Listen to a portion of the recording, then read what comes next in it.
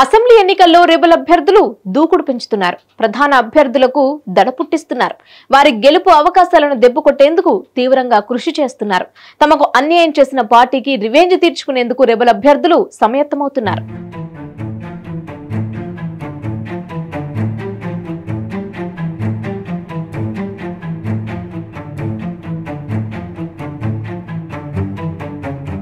శ్రీకాకుళం జిల్లాలోని ఆముదాలవలస నియోజకవర్గం స్పీకర్ తమ్మినేని సీతారాంకి ఒకనాడు కంచుకోట. టీడీపీ నుంచి 4 సార్లు గెలిచారు. 1999 తర్వాత 10 ఏళ్ల గ్యాప్ తర్వాత ఆయన మళ్లీ 2019లోనే గెలిచారు. అది కూడా వైసీపీ నుంచి పోటీ చేసి గెలిచారు. జగన్ మంత్రివర్గంలో చేరాలన్న ఆయన ఆశలు అడియాసలయ్యాయి. మంత్రి పదవిని ఆశించిన ఆయనకు స్పీకర్ పదవి దక్కింది. ఈసారి అసెంబ్లీ ఎన్నికల్లో టికెట్ దక్కుతుందో లేదో అన్న చర్చ పార్టీలో జోరుగా నడిచింది. ఈ ప్రచారాల మధ్య తమ్మినేనిపైనే అధినేత జగన్ నమ్మకం ఉంచారు. మరోసారి ఆముదాలవలస టికెట్ ఇచ్చారు.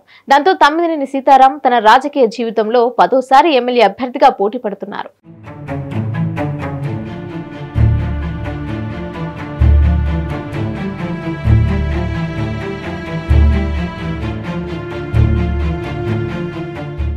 ఈసారి ఎన్నికల్లో గెలిస్తే వైసీపీ ప్రభుత్వంలో మంత్రిగా పనిచేయాలని కోరుకుంటున్నారు. ఆ తర్వాత సంతృప్తిగా రాజకీయ విరమణ చేయాలని, తన వారసుని తయారు చేసుకోవాలని తమ్మినేని ఆకాంక్షిస్తున్నారు. అయితే ఆముదాలవలసలో తమ్మినేనికి ప్రస్తుతం సొంత మేనల్లుడే కొరకరాని కొయ్యగా మారాడు. తమ్మినేని మేనల్లుడు కూన రవికుమార్ టీడీపీ నుంచి ప్రధాన అభ్యర్థిగా ఉన్నారు. ఈ ఇద్దరి మధ్యన ఇది 4వసారి పోటీగా సాగుతోంది.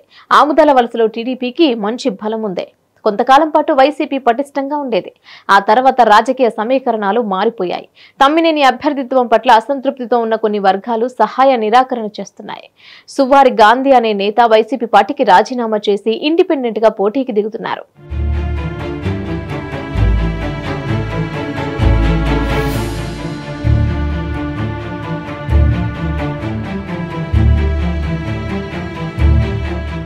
సువారి గాంధీ వైసీపీ రెబల్ అభ్యర్థిగా ఎన్నికల బరిలో నిలవడం వల్ల వైసీపీకి ఓట్ల నష్టం భారీగా జరుగుతుందని రాజకీయ విశ్లేషకులు అంచనా వేస్తున్నారు.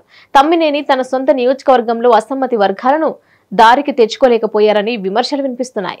తమ్మినేనిపై అసంతృప్తితో ఉన్న నాయకులకు టీడీపీ నేతలు గాలం వేస్తున్నారు. వారందరినీ ఆకట్టుకుని టీడీపీలో చేర్చుకుంటున్నారు. మరోవైపు ఇండిపెండెంట్ గా ఎన్నికల బరిలో ఉన్న సువారి గాంధీని పోటీ నుంచి విరమించుకునేలా చేస్తే తమ్మినేని గెలుపు అవకాశాలు పదిలంగా ఉంటాయని వైసీపీ నేతలు భావిస్తున్నారు. ఈ క్రమంలో అక్కడ పొలిటికల్ హీట్ రోజు రోజుకు పెరుగుతోంది. సమస్య లేని ఇల్లు ఉండదు, పరిష్కారం లేని సమస్య ఉండదు. బంధాలు గొప్పవి, బాధలు చిన్నవి. మీ సమస్యని మేము పరిష్కరిస్తాం. రండి మాట్లాడుకుందాం.